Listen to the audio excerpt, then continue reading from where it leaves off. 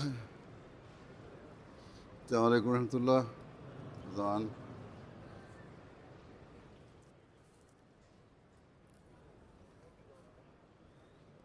الله أكبر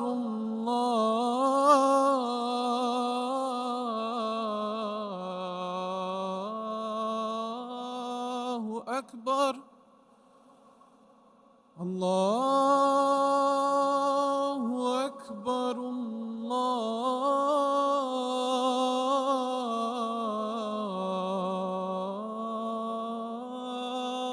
الله أكبر. أشهد أن لا إله إلا الله.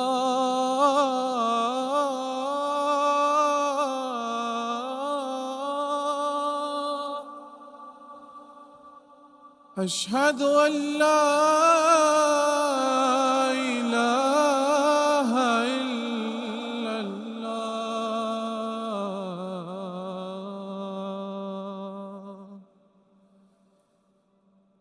أشهد أن محمدًا رسول الله.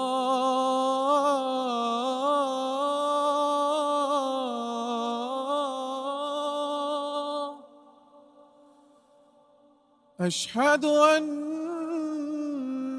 محمدًا رسول الله.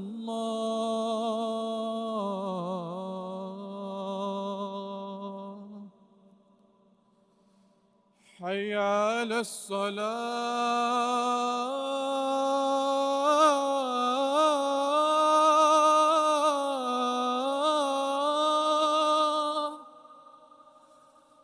حي على الصلاة.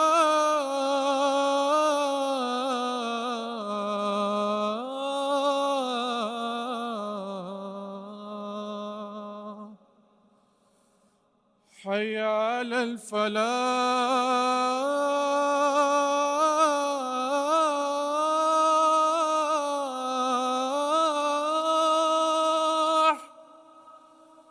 حي على الفلاح.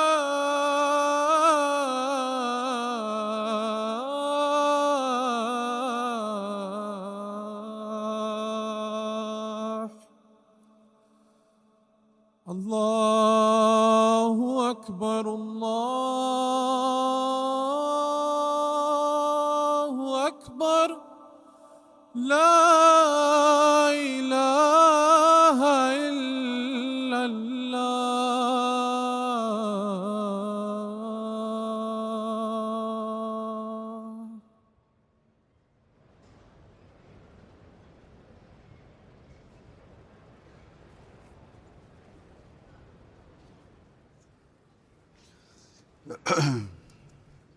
السلام عليكم ورحمة الله.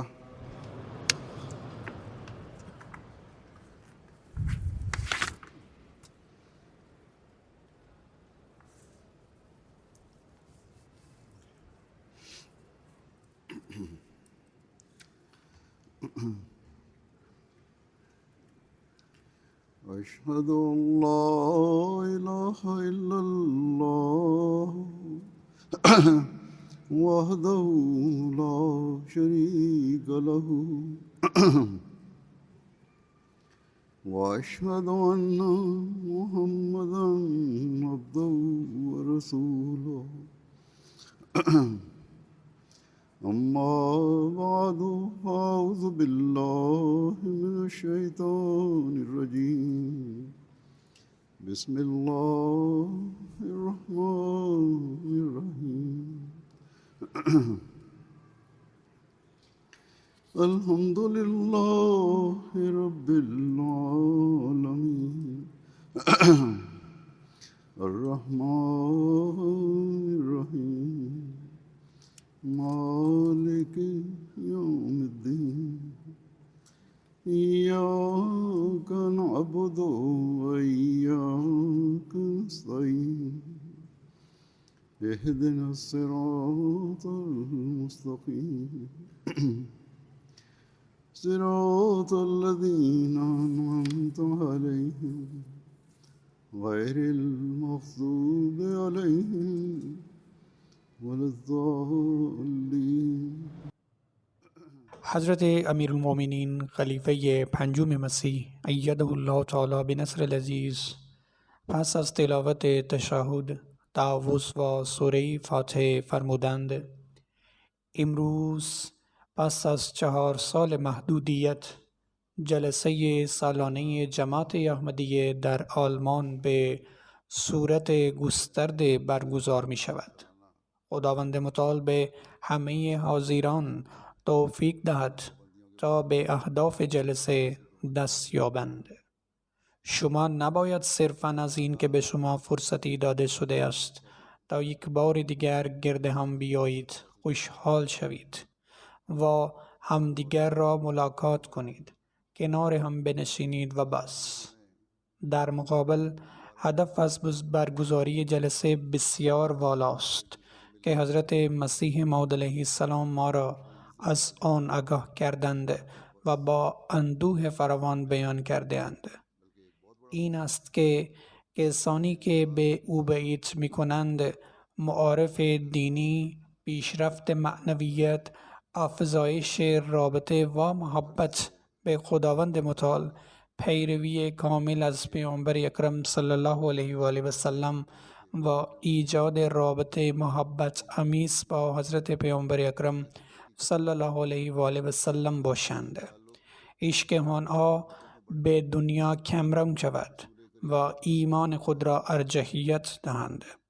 حضرت مسیح موعود علیه السلام در یک مورد می فرمایند: برای همه مخلصانی که با این بنده حقیر بیعت می کنند روشن شود که هدف از بیعت این است که حب دنیا کاهش یابد و محبت به مولا و حضرت پیامبر اکرم صلی الله علیه و آله و سلم غلبه کند.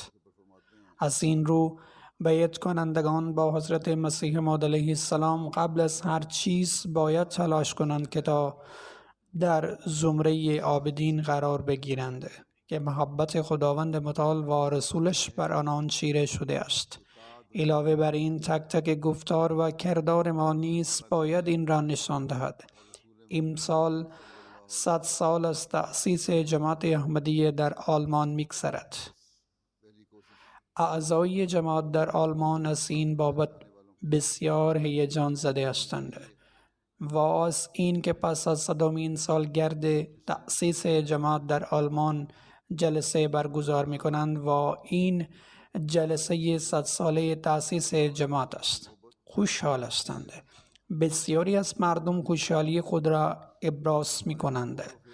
به یقین این مناسبت مبارکی است که 100 سال پیش خداوند متعال پیام زیبای اسلام را از طریق حضرت مسیح موعود علیه السلام به این کشور ابلاغ کرد. در واقع این پیام حتی در زمان حیات حضرت مسیح موعود علیه السلام به اینجا رسیده بود. اینطور بیش از 100 سال است که پیام به اینجا رسیده است. با این وجود در کنار این باید به آنچه در این 100 سال به دست آورده ایم نیز بنگریم و در مورد آن تأمل کنیم تا چه اندازه از ایمان خود محافظت کردیم.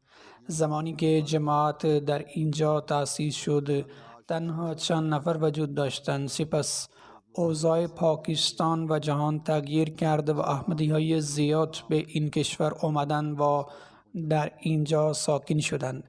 آنها به دلیل احمدی بودن به اینجا آمدند و به عنوان احمدی در کشورشان محدودیت‌هایی برای عمل به تعلیم خداوند متعال و رسول صلی الله علیه و آله و سلم آشکاراً این امر ایجاد شده بود. از این رو پس از آمدن به اینجا و اعطای آزادی دینی برای پیروی آشکار از تعلیم دینی خود باید برای ایجاد آن دگرگونی‌های ناب در درون خود و استوار ماندن بر آنها که حضرت مسیح موعود علیه السلام از او خواسته است کوشش فراوان کنند. آیا ما چنین تلاشی کرده ایم؟ آیا حال روحی خود را بهبود بخشیدیم و در کنار آن سعی کردیم که فرزندان خود را نیز به دین خود پیوند دهیم تا در زمره عابدان مورد نظر حضرت مسیح موعود علیه السلام قرار بگیریم؟ اگر این کار را انجام دادیم، این قدردانی واقعی است که در این 100 سالگی ابراز خواهیم کرد که باید از یک احمدی انتظار داشت. اگر این کار را نکردیم، شادی به عنوان یک سنت دنیاوی از اتمام 100 سال فایده ندارد. حضرت مسیح موعود علیه السلام در موارد متعدد به بیعت کنندگان راهنمایی فرمودند که چگونه تحولات نو و انقلابی را در درون خود ایجاد کنند و آنان را راهنمایی فرمودند. اگر واقعا از جمله کسانی هستیم که عابدانه به بیعت با او وارد شده ایم، باید دائما در این موارد نشخوار کنیم و سپس گفتار و کردار خود را بر اساس آنها بسنجیم تا میزان تحقق هدف از بیعت با مسیح موعود علیه السلام مشخص شود. آیا پس از آمدن به این کشور توسعه یافته هدف خود را فراموش کرده ایم؟ آیا جذابیت های دنیا باعث شده است که هدف از بیعت را فراموش کنیم؟ اگر باعث فراموشی ما شده‌اند، این جشن 100 ساله بی فایده است. در این هنگام چند نوشته از حضرت مسیح موعود علیه السلام که ما را به مقصود راهنمون می سازد تقدیم خواهم کرد. ابتدا گزیده حضرت مسیح موعود علیه السلام ارائه می کنم و در آن بیان می کنند که از بیعت ما چه می خواهند. ایشان می فرمایند فکر نکنید که صرفاً بیعت خدا را خوشنود می کند. فکر نکنید که صرفاً بیعت خدا را خوشنود می کند. این فقط پوسته، لایه بیرونی است. جوهر در درون نهفته است.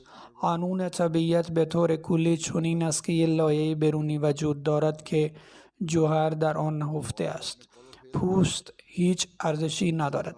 اصل آن چیزی است که استفاده می شود.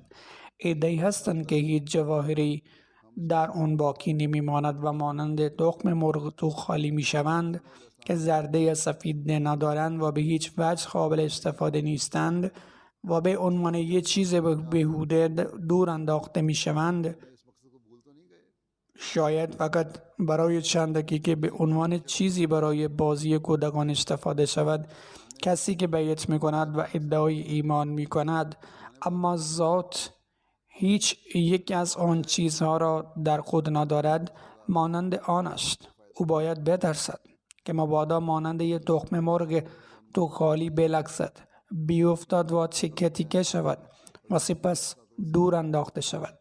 این همان وضعیت کسانی است که از این جماعت فاصله می گیرند. حضرت مسیح موعود علیه السلام می فرمایند همینطور کسی که ادعای بیعت و ایمان دارد باید بررسی کند که آیا او فقط پوسته است یا جوهر. تا ذات رشد نکند، ایمان، محبت، اطاعت، بیعت، عقیده، انقیاد و ادعای اسلام همه به ادعای دروغین تبدیل می شود. به یاد داشته باشید حقیقت این است که پوست جدا از ذات در نزد خداوند متعال ارزشی ندارد. خوب به یاد داشته باشید که نمیتوان گفت مرگ چه زمانی فرا میرسد، اما مسلم است که ما باید بمیریم. پس فقط به ادعا تکیه نکنید و خوشحال نباشید، زیرا قطعا سودی ندارد. تا زمانی که انسان مرگ‌های زیادی را بر سر خود به بار نیاورد و دست خوش تغییرات و انقلاب‌های زیادی نشود، نمیتواند به هدف بشریت دست یابد. از این رو رعایت عدالت در مورد بیعت امر کمی نیست. این تنها زمانی محقق می شود که ما دائما تلاش کنیم تا طبق دستورات خداوند متعال قدم برداریم. تنها با دوری از لذت‌های دنیاوی است که می توان به چنین رتبه‌ای دست یافت. زندگی در این دنیا و در عین حال اولویت دادن به ایمان، جهاد واقعی است که باید برای آن تلاش کنیم. تقدم ایمان بر دنیا به چه معناست؟ آیا این است که دنیا را به طور کامل رها کنیم؟ حضرت مسیح موعود علیه السلام ضمن بیان این مطلب می‌فرمایند به هیچ وجه نمی‌خواهم بگویم مسلمانان باید سست شوند. اسلام باعث بی‌حوصلگی نمی شود. شما می توانید در مشاغل خود مشغول شوید، اما من دوست ندارم که نتوانند برای خدا وقت بگذارند. تجارت باید در زمان تجارت انجام شود، در حالی که ترس از خدای متعال را در ذهن داشته باشید. در نتیجه حتی آن تجارت را روی عبادت قرار دهید. وقت نماز شد آن را ترک نکن. ایمان را در هر امری مقدم داشته باشید. این دنیا نباید هدف نهایی باشد. هدف واقعی باید ایمان باشد. در این صورت حتی کار دنیاوی نیست به خاطر ایمان خواهد بود. به مثال اصحاب توجه کنید. آنها در سخت‌ترین زمانها هم خدا را رها نکردند. زمانهایی از چنان جنگ و نبرد شدیدی پیش می آمد که حتی با فکر کردن به آن می لرزید. آنها دوران شور و غضب بودند، اما در چنین شرایطی نیز از خدا غافل نشدند. نمازشان را ترک نکردند. همه کارها را با دعا انجام دادند. مایه تأسف است که تلاش زیادی می شود، سخنرانی های با شکوهی ایراد می شود. مجالس می گویند که مسلمانان پیشرفت می کنند، اما آنقدر از خدا دوری می کنند که او را فراموش کردند و حتی به سوی او روی نمی آورند. این وضع عمومی مسلمانان است. پس چه امیدی می توان داشت که تلاش های آنها نتیجه دهد، در حالی که همه آنها به خاطر دنیا هستند؟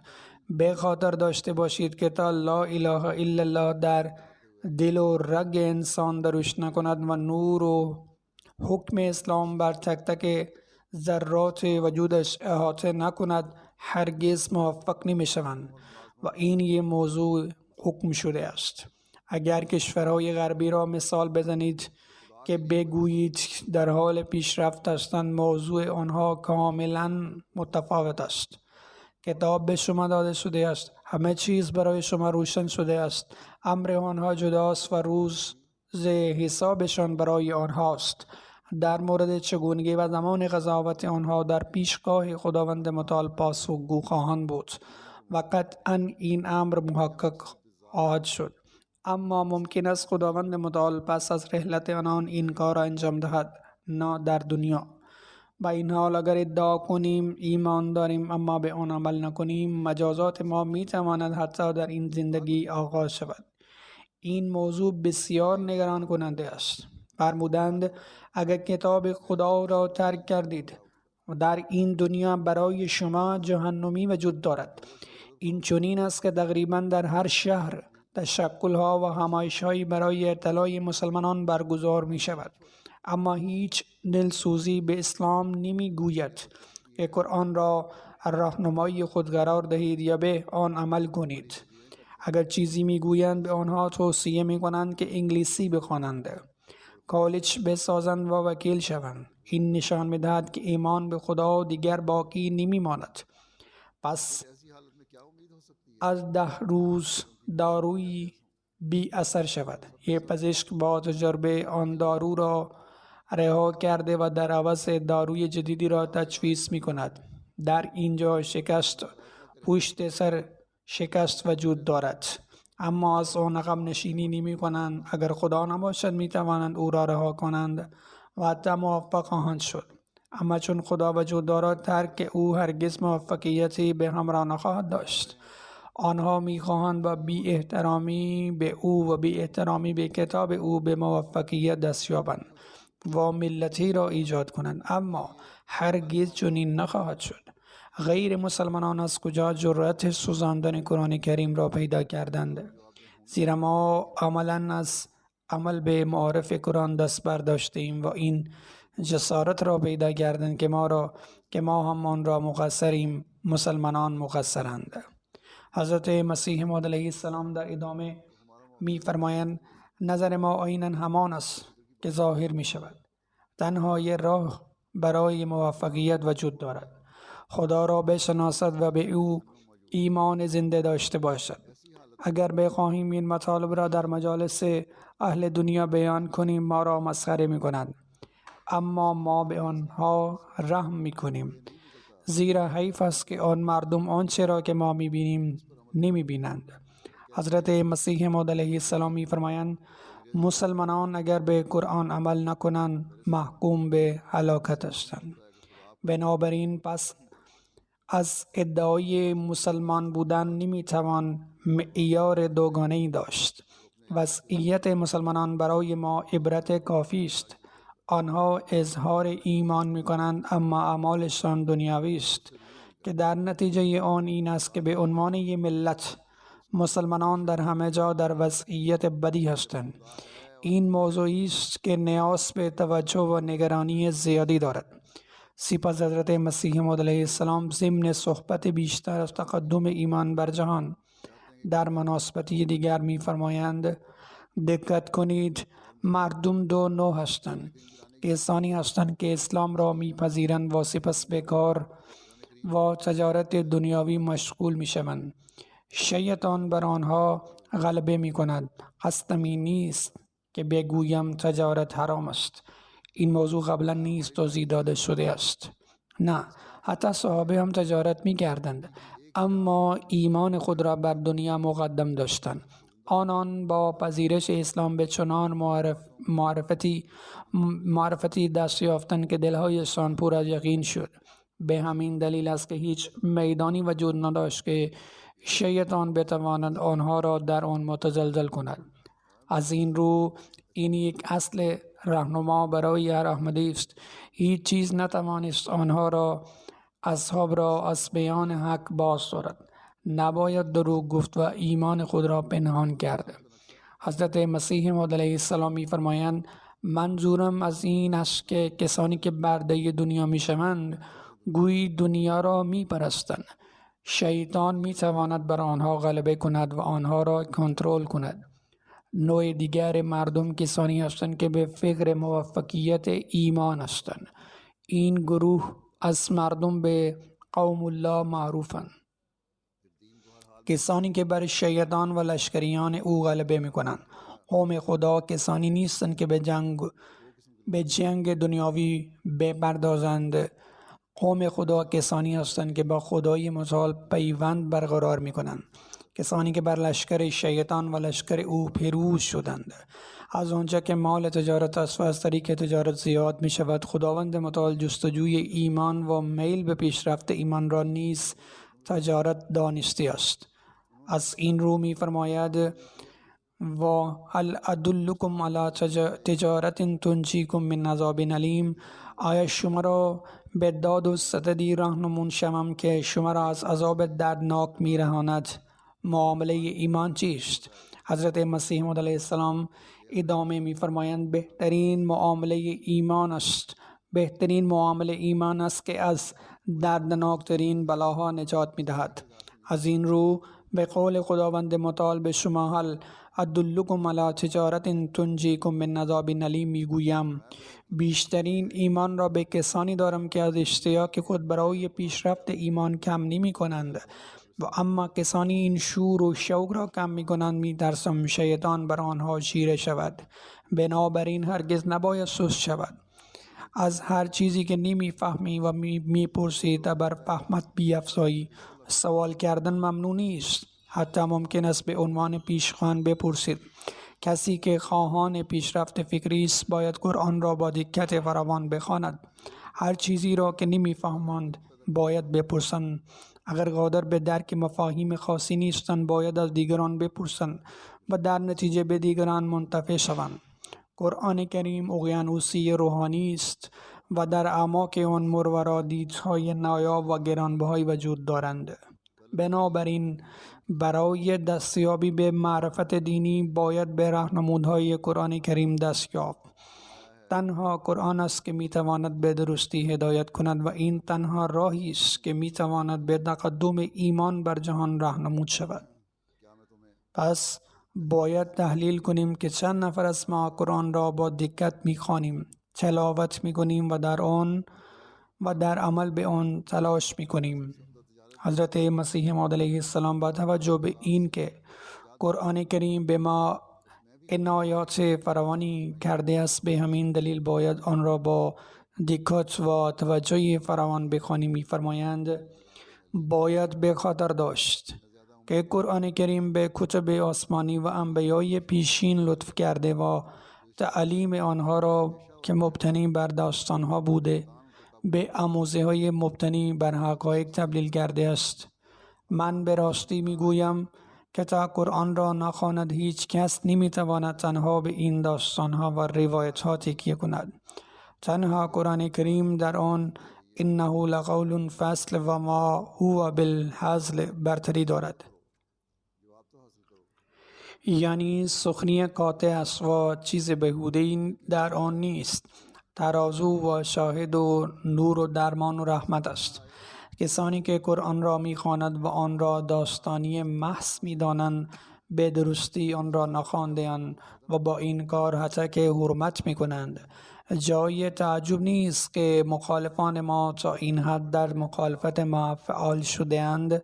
ما فقط می‌خواهیم قرآن را بر اساس آنچه خداوند متعال در مورد آن فرموده است عرضه کنیم که آن نور و حکمت و علم محض است. از طرفی آرزو می‌کنند که ما به قرآن اهمیتی بیش از یک داستان نداشته باشیم. ما نمی‌توانیم این را بپذیریم.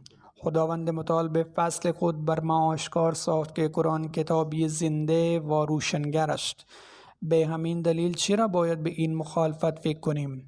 بنابراین من بارها به کسانی که با من وصل هستند توصیه می‌کنم که خداوند متعال این جماعت را برای کشف و ابلاغ حق تأسیس کرده است. بدون این نمی‌توان نور را در زندگی عملی آنها توسعه داد. می‌خواهم اسلام را با عمل به حقایق آن برای جهانیان تثبیت کنم، همان گونه که خداوند مرا به این کار مقرر کرده است. پس قرآن را مکرراً بخوانید، نه به عنوان یک داستان بلکه به عنوان یک فلسفه. بنابراین درک قرآن کریم ضروری است. بسیاری از احمدی‌ها سوال می‌کنند اما اگر قرآن را با دقت بخوانند پاسخ خود را در آن خواهند یافت. وقتی در برنامه‌های مختلف در مورد قرآن صحبت می‌شود، شنوندگان تحت تاثیر قرار می‌گیرند و به برتری‌های اسلام اعتراف می‌کنند. پس هر احمدی باید با اطمینان از قرآن استفاده کند. در جایی که قرآن راهنمایی تربیت اخلاقی است، صلاحی قدرتمند برای پاسخگویی به ادعاهای دیگران است. مهمترین جنبه تقدم ایمان بر دنیا این است که باید با خدای متعال ارتباط برقرار کرد. وقتی انسان با احکام دینی آشنا شود، باید با کسی که آن احکام را داده نیز رابطه داشته باشد. باید با خدای متعال ارتباط برقرار کند و به این رابطه با عبادت برقرار می شود. در اسلام بزرگترین عبادت نماز است. هر احمدی باید خود و معیار نمازش را ارزیابی کند. اگر معیارهای خود را در این زمینه ارتقا دهیم و با خداوند متعال رابطه برقرار کنیم، تنها در این صورت به سعادت واقعی دست خواهیم یافت. حضرت مسیح موعود علیه السلام می‌فرمایند اعتقاد من این است که اگر کسی می‌خواهد از سختی نجات پیدا کند، باید در خلوت با خدا آشتی کند و خود را به حدی تبدیل کند که خود سابقش از بین برود. خداوند متعال در قرآن کریم می‌فرماید ان الله لا یغیر ما بقوم حتی یغیروا ما بانفسهم، یعنی خداوند حال هیچ قومی را تغییر نمی‌دهد مگر آنکه آنچه را در دل دارند تغییر دهند. در ادامه حضرت مسیح موعود علیه السلام می‌فرمایند اساس دین راستین ایمان به خداست و ایمان به خدا عفت واقعی را می‌طلبد، یعنی باید از خدا بترسید. خداوند متعال هیچگاه نیکوکاران را ضایع نمی کند. از آسمان برای آنها کمک می فرستد. فرشتگان برای کمک به آنها فرود می آیند. چه چیزی بالاتر از این که انسان صالح بتواند معجزه کند؟ اگر کسی خود را در پیشگاه خداوند متعال پاک و پاکیزه کند و از همه کارها و اعمالی که موجب خشم او می شود دست بردارد، تمام کار او با برکت کامل می شود. ایمان ما بر اساس کارهای آسمانی است. کار ما فقط از طریق کارهای الهی تکمیل می شود، نه چیز دیگر. درست است اگر انسان خدا را پیدا کند مخالفت همه دنیا ضرری ندارد. چه کسی می تواند به کسی که خدا می خواهد از او محافظت کند آسیب برساند؟ پس باید بر خدا توکل کرد. در ادامه حضرت مسیح موعود علیه السلام می فرمایند پس باید بر خدا توکل کرد و این توکل باید به اندازه‌ای باشد که از هر وسیله دیگر کنار گیری کند. همانا اسباب دنیاوی نیز لازم است، ولی خالق آن اسباب خداوند متعال است. او می تواند ابزاری برای هر چیزی ایجاد کند. بنابراین شما نباید صرفاً بر ابزار تکیه کنید. اعتماد به این طبعیت با منظم بودن در اقامه نماز و حصول اطمینان از دعای شما در آن نماز ایجاد می شود. شما باید در برابر هر نوع ضعف محافظت کنید و اساس زندگی جدیدی را بنا کنید. حتی خویشاوندان شما به اندازه خدا محبت نمی کنند. اگر او راضی باشد بقیه دنیا هم راضی هستند. اگر خدا از کسی راضی باشد همه راه‌ها و وسایل را برای او مهیا می کند. حتی مسائلی که در پیشند نیز به موفقیت حل می شوند. ضرر را به منفعت تبدیل می کند. این قدرت خداست. در واقع شایان ذکر است که کسانی که برای دعا می نویسند نیز باید به تلاش خود ادامه دهند تا هدف خود را در ظرفیت خود به انجام برسانند. مردم دعا می کنند اما باید از قوای خود برای اصلاح خود و رسیدن به هدف خود نیز استفاده کنند. اگر چنین شخصی به وسیله دیگری موجب نارضایتی خداوند شود مانع اثرگذاری دعا می شود. استفاده صحیح از وسایل دنیاوی گناه نیست، ولی همیشه باید خدا را مقدم داشت. نباید از وسایل استفاده کرد که موجب نارضایتی خداوند متعال شود. حضرت مسیح موعود علیه السلام ضمن ذکر علاج عدم لذت از نماز می فرمایند دیدم که مردم در نماز سهل انگیز و بیحال هستند، زیرا لذت و لذتی که خداوند متعال در آن قرار داده است غافل هستند. این اساسی ترین علت است. علاوه بر این بی‌توجهی و بیحالی در شهرها و شهرستانها بیشتر است. کمتر از 50% مردم در برابر پروردگار واقعی خود با میل و عشق واقعی سر تعظیم فرود می آورند. این سوال پیش می آید که چرا چنین افرادی از این لذت غافل هستند و چرا هرگز آن را تجربه نکرده‌اند؟ ادیان دیگر چنین احکامی ندارند؟ آیا دیده‌ای که مردم به کار خود مشغولند و مؤذن از آن می دهد مردم آرزو می کنند حتی صدایی از آن را نشنوند؟ انگار که دلشان از این فکر می سودد که حالا باید برای اقامه نماز بروند. چنین افرادی رغبت‌بار هستند. در اینجا چنین افرادی هستند که مغازه‌هایشان زیر مساجد است ولی هرگز نمی روند و نمی ایستند. پس می خواهم بگویم که به درد و اشتیاق فراوان به درگاه خداوند متعال تضرع کنید که یک بار هم لذت عبادت را بچشید. همانطور که به شما امکان داده است که میوه ها و چیزهای دیگر لذت ببرید، آنچه را که میل می کنید به خاطر می ماند. توجه داشته باشید که اگر فردی زیبا را با لذت مشاهده کند او را به خوبی به یاد می آورد. در مقابل اگر کسی را شنی و منفور ببیند عکس العمل و حالت او از میانش معلوم می شود. در واقع هر کسی وابستگی نداشته باشد اصلا چیزی به خاطر نمی آورد. همینطور کسانی که آن را نمی خوانند نماز را کیفری می دانند که به ناحق انسان را مجبور به بیدار شدن صبح، وضو گرفتن در سرما، ترک آسایش خواب و تحمل انواع سختی ها می کند. حقیقت این است که چنین شخصی کراهتی از نماز دارد که آن را کاملا درک نمی کند. از لذت و آرامشی که در نماز پیدا می شود غافل است. بنابراین چگونه انسان از دعا لذت می برد؟ مشاهده کردم که وقتی یه معتاد به الکل یا مواد مخدر لذت نمی برد، یکی پس از دیگری به نوشیدن ادامه می دهد تا این که مست می شود. انسان عاقل و با فضیلت می تواند از این کار بهره مند شود، به این صورت که تا زمانی که لذت نبرد پیوسته نماز بخواند، همان گونه که مشروب خور لذتی را در ذهن خود متصور می کند که تنها هدف او می شود.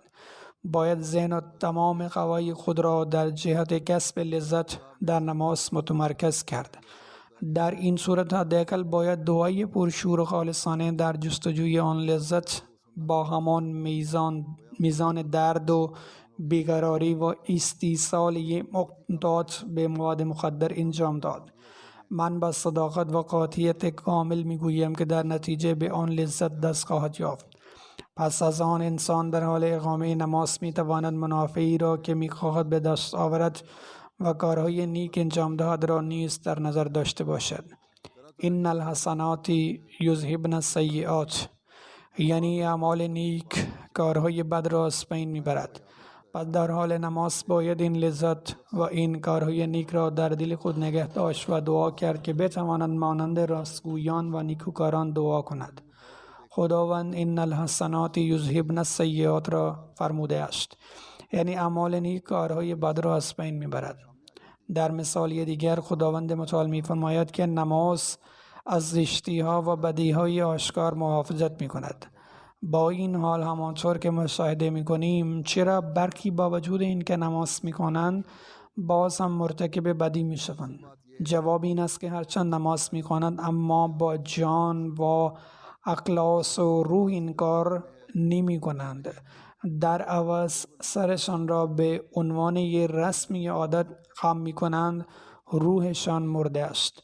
در این مورد خداوند متعال از وایه حسنات یعنی کارهای خیر برای این گونه نماز استفاده نکرده است و در مرتبه دوم نیز از صلات به عنوان حسنات استفاده نکرده است. حتی اگر هر دو اصطلاح دارای یک معنی هستند، دلیل این امر این است که برجستگی و زیبایی و فضیلت دعای حقیقی برجسته شود.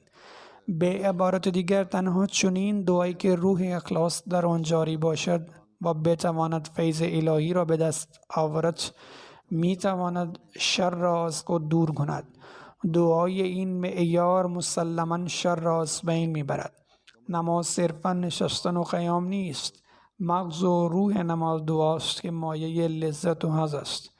از این رو باید خودمان را ارزیابی کنیم. آیا ما از نماز خود لذت میبریم؟ آیا ما فقط به وسایل دنیاوی متکی هستیم؟ آیا ما واقعا از نماز خود محافظت میکنیم و حق بیعت خود را ادا میکنیم؟ آیا ما به هدف خود میرسیم؟ اگر نه، پس این نگران کننده است. سپس از حضرت مسیح موعود علیه السلام ضمن جلب توجه ما به برتری در علم و فهم و حفظ در برابر حجمه های شیطان و چگونگی رابطه پیشوا و شاگردش می فرمایند. رابطه بین پیشوا و شاگردانش را می توان به رابطه بین معلم و دانش آموز تشبیه کرد. همان گونه که دانش آموز از معلم خود بهره می برد، شاگردی از رهبر خود نیز بهره می برد. اما اگر دانش آموزی رابطه خود را با معلم خود حفظ کند اما در تحصیل گامی بر ندارد، نمی تواند سودی به دست آورد. همین را می توان در مورد شاگردان نیز گفت. بنابراین در این جماعت شما باید پس از ایجاد یک رابطه در دانش و درک خود پیشرفت کنید. جوینده حقیقت پس از رسیدن به مرتبه در یک جا آروم نمی گیرد، وگرنه شیطان ملعون حواسش را پرت می کند. همانطور که آب راکت گند می شود، آبی که جریان نمی یابد بدبو می شود. و حشرات و بیماری ایجاد می کند، انسان نیز در حالت راکت چنین ویژگی‌هایی از خود نشان می دهد. بنابراین ما باید به گام‌های پیشرفت در جهت پیشرفت ادامه دهیم. در ادامه حضرت مسیح موعود علیه السلام می فرمایند همینطور اگر مؤمن در راه پیشرفت تلاش نکند سقوط می کند. بنابراین کسانی که سعادتمند هستند موظفند همیشه در ایمان خود پیشرفت کنند. هیچ انسانی در دنیا کاملتر از پیامبر اکرم صلی الله علیه و آله و سلم نبوده است، ولی دعای رب زدنی علما نیز به ایشان آموخته شد. از این رو چه کسی می تواند تنها بر دانش و درک خود تکیه کند و نیاز به پیشرفت در آینده را از بین ببرد؟ زمانی که فرد از دانش و درک خود پیشرفت می کند متوجه می شود که بسیاری از چیزها هنوز نیاز به راه حل دارند. در نگاه اول ممکن است برخی از مسائل برای آنها بیفایده به نظر برسد. مثلا اگر کودکی با اشکال اقلیدسی بازی می کند، یعنی کودک فکر می کند اشکال هندسی یا نمودارهای مختلف ساخته شده توسط دانشمندان فقط خطوطی هستند و هیچ ارزشی ندارند، این افراد مانند کودکان هستند و این امور را بیهوده می دانند. با این وجود در نهایت همین چیزها همان چیزی است که آنها حقیقت را خواهند دید. وقتی بزرگ شدند و درک درستی پیدا کردند متوجه می شوند که این مسائل واقعا بسیار مهم هستند. بنابراین چقدر مهم است که شخص برای تغییر و پیشرفت خود به همه چیز عمل کند تا دانش خود را افزایش دهد. شما برای پذیرش این جماعت بسیاری از امور بیهوده را رها کرده اید. بنابراین اگر با درک و بینش کامل به این هدف نرسید پس چه فایده دارد؟ چگونه می توانید اعتقاد و دانش خود را تقویت کنید؟ اگر در مورد مسائل بی اهمیت شک و تردید ایجاد کنید، این خطر وجود دارد که در مرحله نهایی خود دچار لغزش شوید. از این رو عده‌ای هستند که ایمانشان متزلزل می شود و به همین دلیل در افزایش دانش خود کوتاهی می کنند یا از تبیین و استدلال خود ساخته خود استفاده می کنند. کتاب‌های حضرت مسیح موعود علیه السلام را نمی خوانند.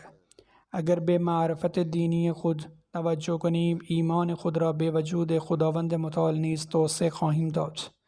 علاوه بر این ایمان خود را به حقانیت اسلام و احمدی افزایش خواهیم داد و حافظ ایمان فرزندانمان خواهیم بود.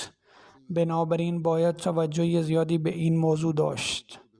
حضرت مسیح موعود علیه السلام می فرمایند اگر با من بیعت کردی مرا به عنوان حکم و عدل بپذیرید. یقین داشته باشید که هرچه می گویم مطابق تعلیم خدا و رسولش است و با هدایت خاص خداوند متعال سخن خواهم گفت. حضرت فرمودند چنان ایمانی را در خود پیدا کنید که به تصمیمات حکم و عدل احترام بگذارید. حضرت مسیح موعود علیه السلام می فرمایند کسی که ایمان آورد باید ایمان خود را تا مرحله یقین و شناخت رشد دهد. اسیر شک و تردید نشود. به یاد داشته باشید که شک یا حدس نمی تواند سودمند باشد. شک و تردید پیدا می شود. خود خداوند متعال می فرماید ان الظن لا یغنی من الحق شیئا. یقینا حدس و گمان هیچ فایده ای از حق ندارد. هیچ چیز بدون اعتقاد نمی تواند اتفاق بیفتد. اگر شخصی شروع به شک و تردید در مورد همه چیز کند شاید نتواند حتی یک لحظه در دنیا زنده بماند. آنها حتی شروع به شک و تردید در همه امور دنیاوی می کنند. پس نمونه آنها را ببینید. آنها نمی توانستند آب بنوشند زیرا شاید با سم مخلوط باشد. آنها نمی توانستند از مغازه ها غذا بخورند زیرا فکر می کردند چیزی داشته باشند که آنها را بکشد. پس چگونه می توان زنده ماند؟ این یک مثال کلی است. کسانی که مریض شک و ظن هستند زندگی خود را غیر قابل تحمل می کنند زیرا همیشه در موردش فکر می کنند. همچنین باید مراقب بود که در مسائل روحانی نیز چنین شبهاتی ایجاد نشود. فرمودند همینطور در امور معنوی نیز میتوان از آن بهره برد. اگر به من بیعت کرده اید و من را به عنوان مسیح مود و حکم و عدل پذیرفته اید، با خود فکر کنید و در دل تصمیم بگیرید. اگر بعد از این عقیده بر هر یک از تصمیمات یا اعمال من غم و اندوهی بر دوش دارید، باید نسبت به ایمان خود اهمیت دهید. ایمانی که مملو از شک و تردید باشد هیچ خیری ندارد. اما اگر از صمیم قلب پذیرفته اید که مسیح مود واقعا حکم است، پس تصمیمات او را بپذیرید و به احکام او احترام بگذارید تا از جمله کسانی شمرده شوید که به دستورات مبارک آن حضرت پیامبر اکرم صلی الله علیه و آله و سلم احترام می‌گذارند. شهادت پیامبر اکرم صلی الله علیه و آله و سلم کفایت می‌کند و اطمینان می‌دهد که امام شما حکم و عدل خواهد بود. اگر شما با این اطمینان ندارید، پس کی اطمینان حاصل می‌شود؟ این روی کرده هرگز نمی‌تواند خوب یا مبارک باشد. این که شخص دارای ایمان باشد اما در این حال شک و تردید را در دل خود جای دهد. اگر راستگو نیستم پس برو دنبال راستگو بگرد، اما بدانید که در این زمان راستگوی دیگری نخواهید یافت. سپس اگر راستگوی دیگری پیدا نکردید، فقط حداقل آن حقوقی که پیامبر اکرم صلی الله علیه و سلم به من داده‌اند می‌طلبم. کسانی که من را رد کرده‌اند و کسانی که علیه من ادعا می‌کنند مرا نشناختند، اما کسانی که من را پذیرفته‌اند و هنوز اعتراض می‌کنند بدشانس است، زیرا بعد از دیدن کور شد. در واقع معاصران نیز کسانی هستند که رتبه خود را پایین می‌آورند. به همین دلیل حضرت مسیح موعود علیه السلام فرمودند که پیامبران جز در وطن خود آبرو نمیبرند. از اینجا میتوان گرفتاری هایی و دردهایی را که از مردم خودش متحمل شده بود درک کرد. این رفتار انبیا علیهم السلام است که ادامه یافته است، پس چگونه از آن جدا شویم؟ مخالفان پیامبران همیشه بودند، پس اگر برای ما هم اتفاق بیفتد چیز عجیبی نیست. بنابراین هرچی باید از مخالفان خود بشنویم در راستای این عمل است که ما یأتیهم من رسول الا کانوا به یستهزئون. هیچ رسولی برای هدایت آنان نیامد جز آن که او را به تمسخر و استهزا گرفتند. افسوس که این مردم با نیت پاک نزد من میآیند تا آنچه را که خداوند متعال به من عطا کرده است به آن نشان دهم که خداوند بر آنان صلوات میفرستند و آنان را میفهماند. با این حال آنها با بخل و حسد رفتار کردند، پس چگونه میتوانم برایشان توضیح دهم؟ اکنون نیز پس از گذشته نزدیک به 132 سال این افراد پس از مشاهده نشانه ها توجهی نمی کنند. سپس حضرت مسیح موعود علیه السلام می فرمایند وقتی انسان با دلی پاک در جستجوی حقیقت بیاید همه چیز قطعی می شود، اما وقتی کسی نیت بد و شیطنیت آمیز داشته باشد هیچ چیز به دست نمی آید. در حجج الکرامه از ابن عربی نقل شده است که در زمان حضرت مسیح موعود او را دروغگو و جاهل می دانند. حتی گفته شده که متهم به تغییر دین خواهد شد. این دقیقاً همان چیزی است که در حال حاضر اتفاق می افتد. اکنون چنین اتهاماتی علیه من مطرح می شوند.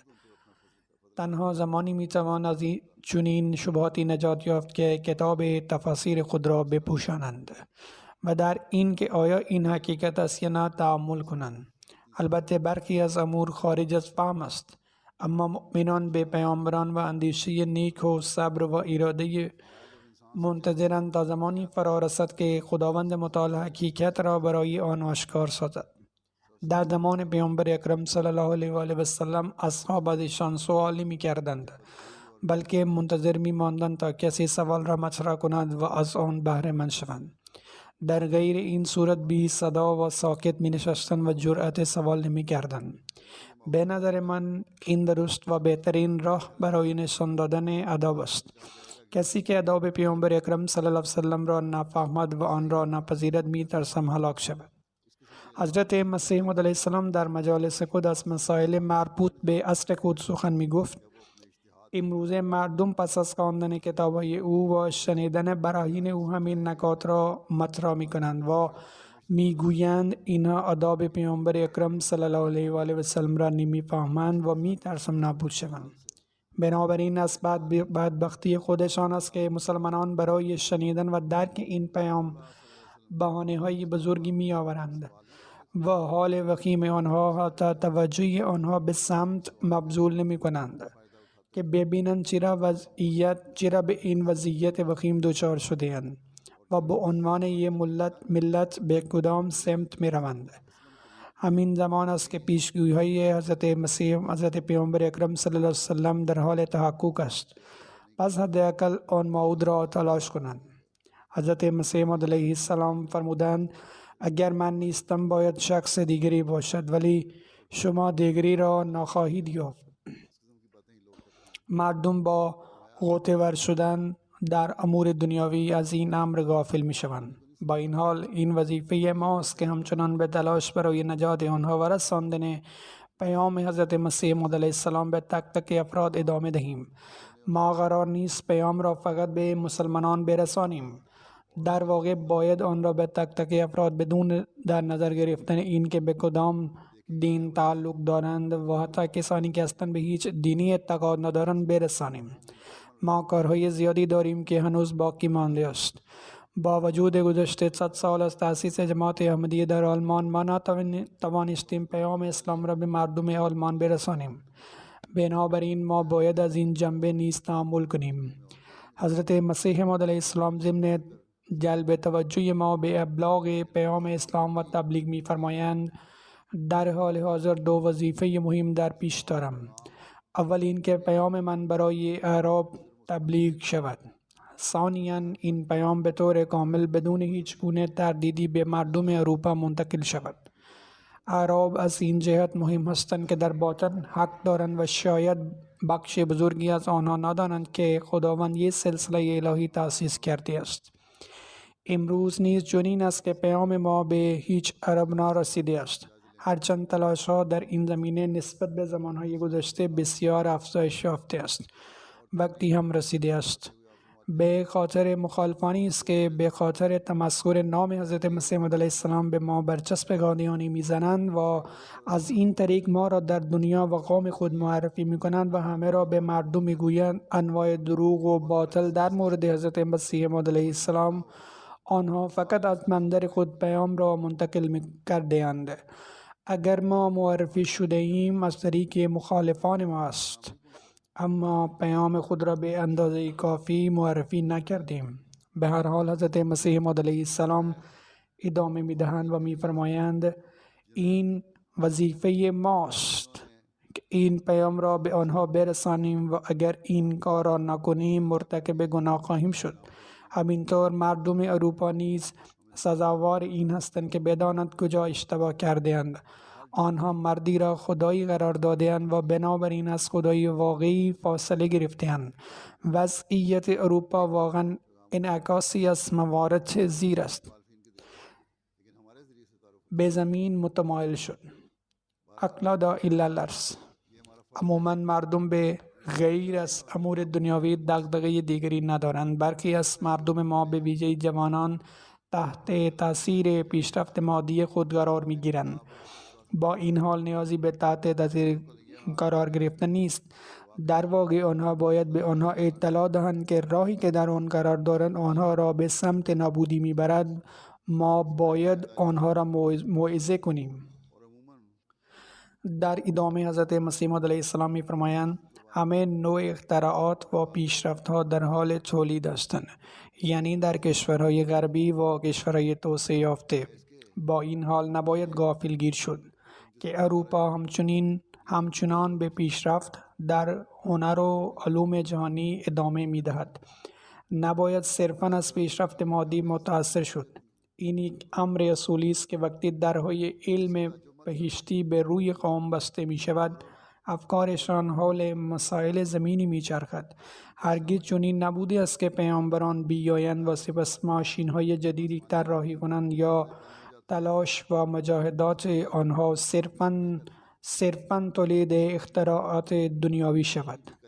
این باید عمیقاً در اذهان همگان ریشه داشته باشد که ما احمدیه را برای رسیدن به هیچ منفعت دنیاوی نپذیرفتیم، بلکه احمدیه را برای برقراری ارتباط زنده با خداوند متعال پذیرفتیم. این پیامی است که باید به مردم جهان برسانیم. این همان چیزی است که زندگی دنیا و آخرت ما را اصلاح می کند. حضرت مسیح موعود علیه السلام ضمن بیان هدف از ظهور خود فرمودند: هدف و مقصود من از ظهور گسترش توحید و اخلاق معنویت است. توحید یعنی خدا را هدف، مقصود، محبوب خود و کسی که از او اطاعت کامل می کنید باور کنید و پرهیز از اقسام اشکار شرک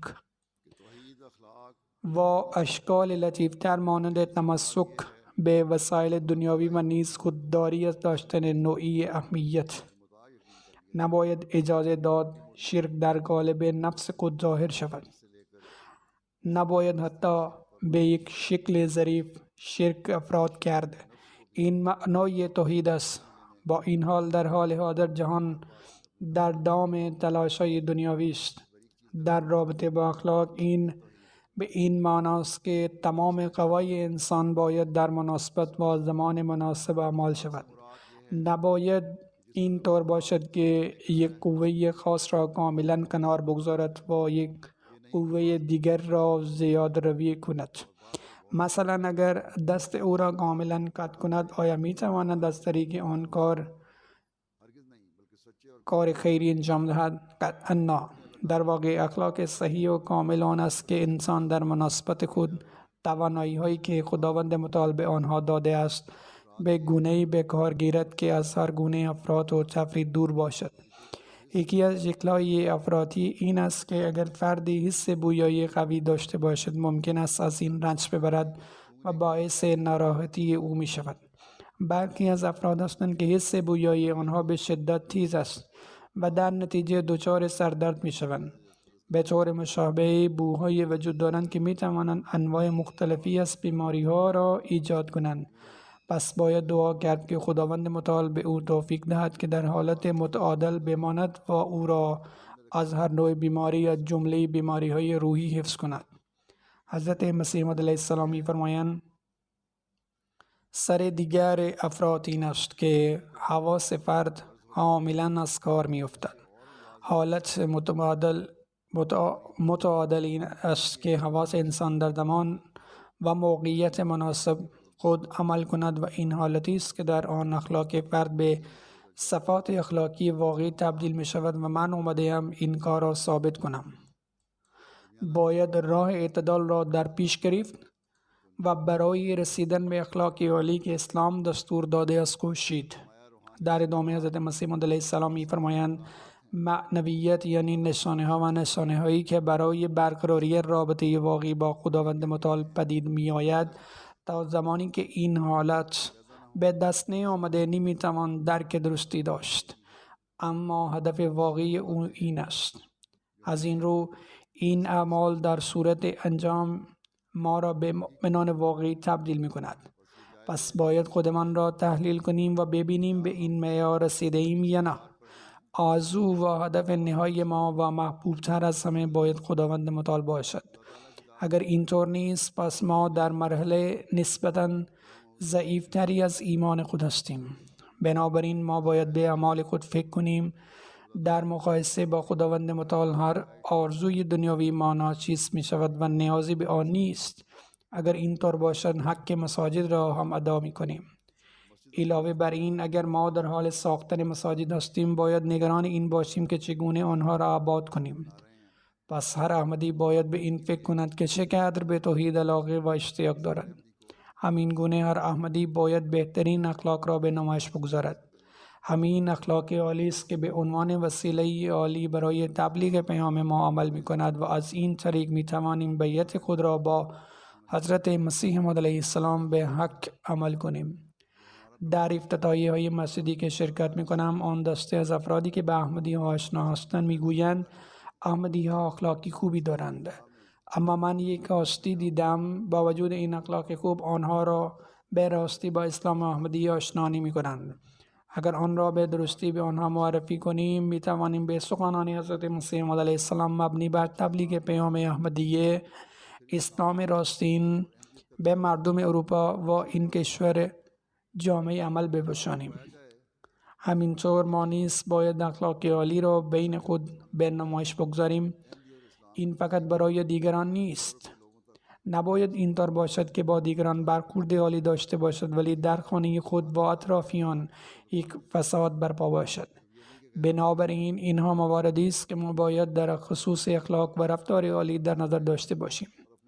حضرت مسیح موعود علیه السلام به غلامی حضرت پیامبر اکرم صلی الله علیه و آله و سلم آمدند تا همین اخلاق را در ما تثبیت کنند. حضرت مسیح موعود علیه السلام فرمودند که انسان زمانی میتواند نتیجه معنویت آنها را بسنجد و معنویت خود را توسعه دهد که به بالاترین درجات ادای حق الله و ادای حقوق بشر برسد. وقتی مردم خودمان و دیگران زیبایی های درون ما را میبینند، اگر فرزندان ما این درس ها را از ما بیاموزند میتوان گفت که به این رتبه رسیده‌اند. امیر جماعت آلمان در روزهای اخیر از من میپرسید که هدف ما برای قرن آینده چیست؟ اولا موارد اندکی که ذکر کردم شامل همه موارد نیست. من فقط به مواردی اشاره کردم که حضرت مسیح موعود علیه السلام ما را به آنها راهنمایی فرمودند. آیا ما در قرن گذشته به همه اینها دست یافته ایم؟ آیا پیوند محکمی به خداوند متعال ایجاد کرده ایم؟ آیا در نماز به درجات عالی رسیده ایم؟ آیا در وقت نماز کارهای دنیاوی خود را کنار میگذاریم و به نماز میرویم یا صرفاً به ساختن مساجد میپردازیم؟ آیا مرتب قرآن کریم را تلاوت میکنیم؟ آیا دستورات قرآن را جستجو میکنیم و به آن عمل میکنیم؟ آیا ما نهایت تلاش خود را میکنیم تا اطمینان حاصل کنیم که فرزندانمان به ایمان خود وابسته بمانند؟ آیا ما صرفاً نگران آموزش دنیاوی فرزندانمان هستیم یا نگران ایمان آنها نیز هستیم؟ آیا اخلاق و رفتار ما با یکدیگر به حدی رسیده است که شبیه رحما و بینهم باشد؟ آیا ما به دیگران اخلاق عالی نشان می‌دهیم و از آموزه‌های زیبایی اسلام به آنها می‌گوییم یا صرفاً خوش اخلاق نشان می‌دهیم و ادعا می‌کنیم که مردمی صلح طلب هستیم؟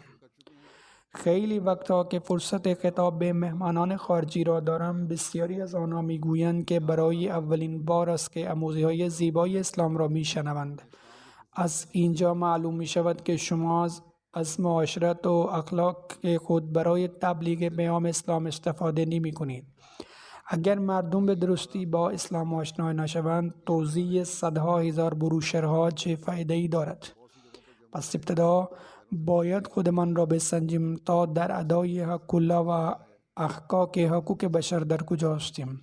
اگر کسی به این امر رسیده است که به نظر من هنوز به آن نرسیده است و هر کسی میتواند خودش فکر و ارزیابی کند، نیازی به ذکر نیست. پس چه نیازی به تعیین یک هدف جدید برای قرن آینده وجود دارد؟ هدف قرن آینده آیین نامه رفتاری مختصری است که با توجه به راهنمایی هایی که حضرت مسیح موعود علیه السلام به ما داده‌اند ذکر کردم. ما آشکارانه ادعا می‌کنیم که قلب همه را به دست خواهیم آورد. ما باید همه را به وحدانیت خداوند متعال متقاعد کنیم و همه را به سوی حضرت پیامبر اکرم صلی الله علیه و آله و سلم برسانیم. بنابراین هر یک کس ما باید خود را در این زمینه تحلیل کند و جماعت آلمان باید قرن جدید را با قدرت و عزم بیشتری آغاز کند که با ارجحیت دادن به ایمان خود بر همه امور دنیاوی برای رسیدن به اهداف خود تلاش می کنید.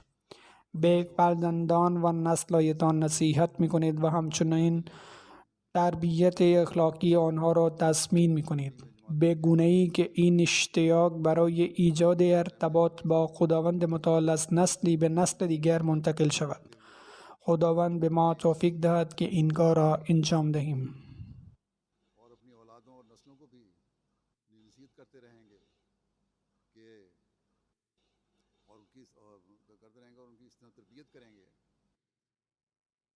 ताला से ताल्लुक़ ये जाग एक नस्ल से दूसरी नस्ल में लगती चली जाए।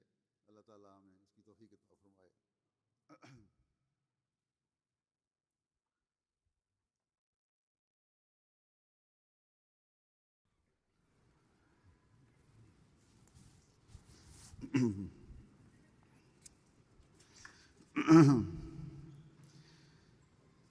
الحمد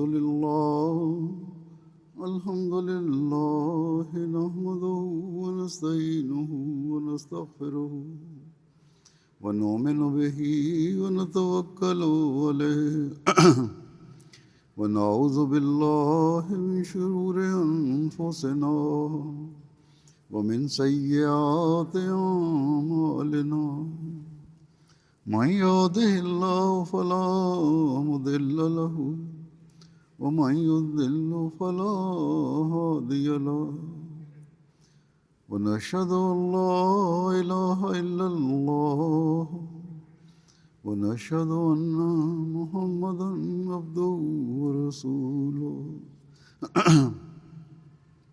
عباد الله رحمكم الله إن الله يأمر بالعدل والإحسان وإيتاء ذي القربى وينهى عن الفحشاء والمنكر والبغي يعظكم لعلكم تذكرون